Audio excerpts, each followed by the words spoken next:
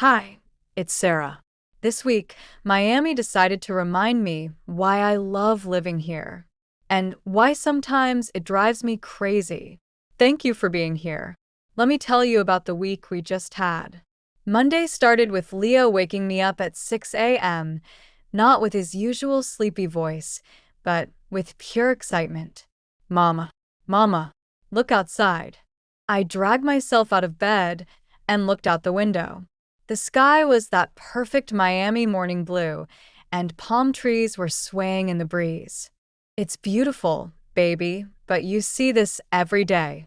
What's so special? Miss Amy said today we're learning about the ocean. Can we go to the beach after school? Please? I looked at my work calendar. I had back-to-back meetings until 5 p.m. Not today, buddy. But this weekend, I promise. His face fell, and I felt that familiar guilt. The one that comes with having to say no because of work, because of schedules, because I'm just one person trying to do everything. At work, my community outreach project is growing faster than I expected. We now have 5 schools wanting to participate, and I'm coordinating volunteers, scheduling, budgets, all of it. Patricia caught me at lunch looking stressed.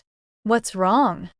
I promised Leo we'd go to the beach this weekend, but I just realized I have to prep this presentation for Monday. There's never enough time. So, take him to the beach and prep on Sunday evening. Sarah, you're allowed to have balance. Balance. That word everyone uses like it's simple. Tuesday evening, I picked up Leo from preschool and Miss Amy mentioned something that's been on my mind ever since. Sarah, we're doing a Mother's Day celebration next month. Each child will present something about their mom. I wanted to give you a heads up in case Leo has questions. Mother's Day. A day that used to make me feel proud and now makes me feel complicated. That night, Leo asked about it at dinner. Mama, what's Mother's Day? It's a special day to celebrate moms. Like your birthday? Kind of, but for all moms. Do I need to get you a present? I laughed. No, baby.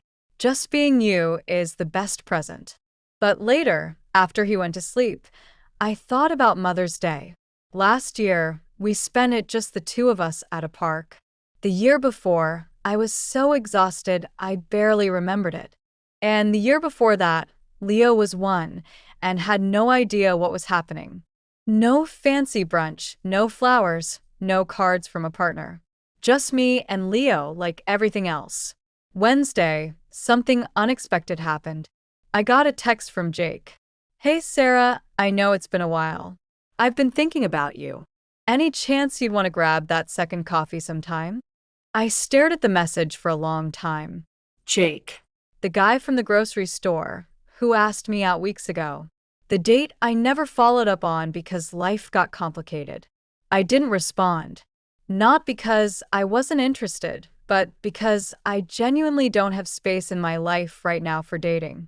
Between Leo, work, David's visits, and everything else, where would I even fit in getting to know someone new? Thursday evening, Mrs. Chen knocked on our door. She's been quieter lately, and I know she's still thinking about her daughter's offer to move to California. Sarah, I want to ask you something. This Saturday, there is Chinese Spring Festival at Community Center. Would you and Leo come with me? Of course. We'd love to. Her face lit up. Good. I want Leo to learn about my culture. And I want to show my daughter that I have family here too.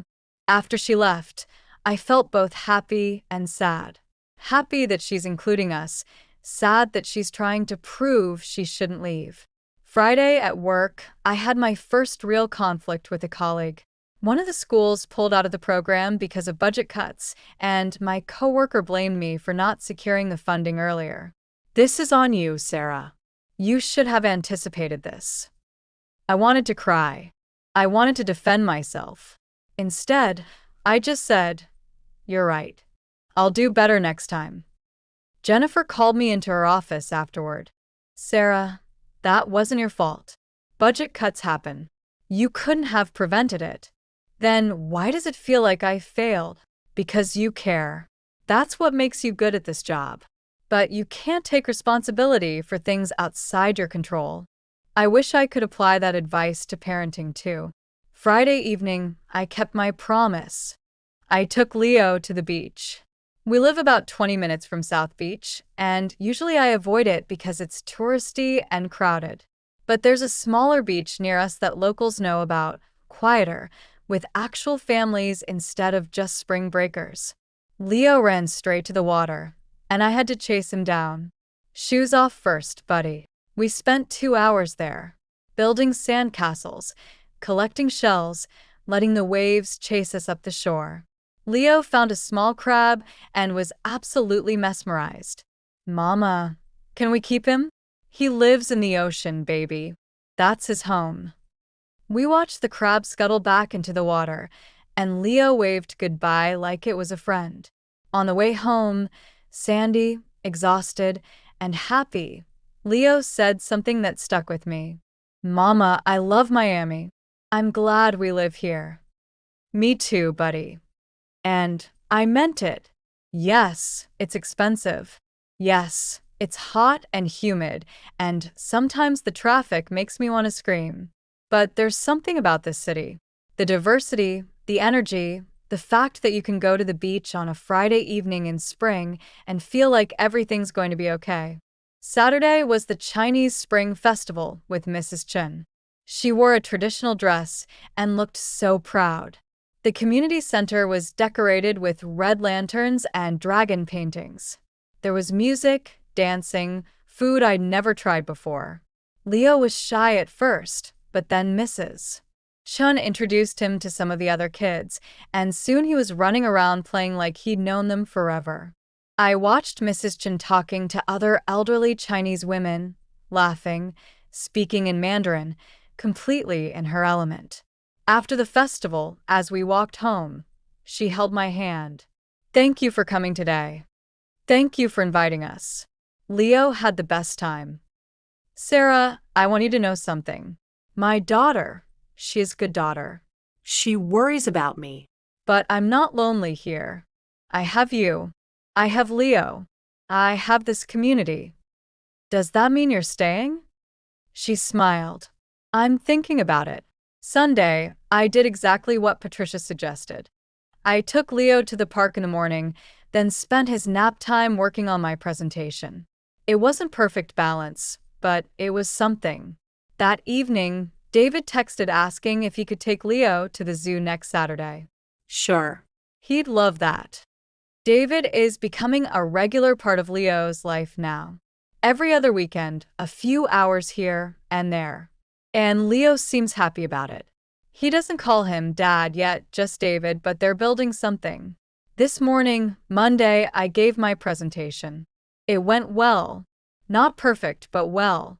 And tonight, as I was tucking Leo in, he said something that made everything worth it. Mama, I drew a picture at school today. It's for Mother's Day, but I'm not supposed to show you yet. Okay, I'll wait. But Mama, I can tell you what I wrote. I wrote, my mama is the best because she takes me to the beach and she works hard and she loves me very much.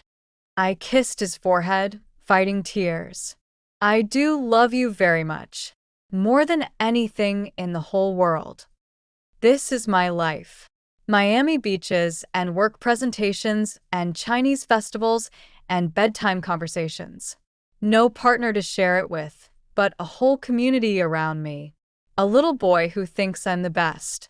And slowly, I'm starting to believe I might be doing okay.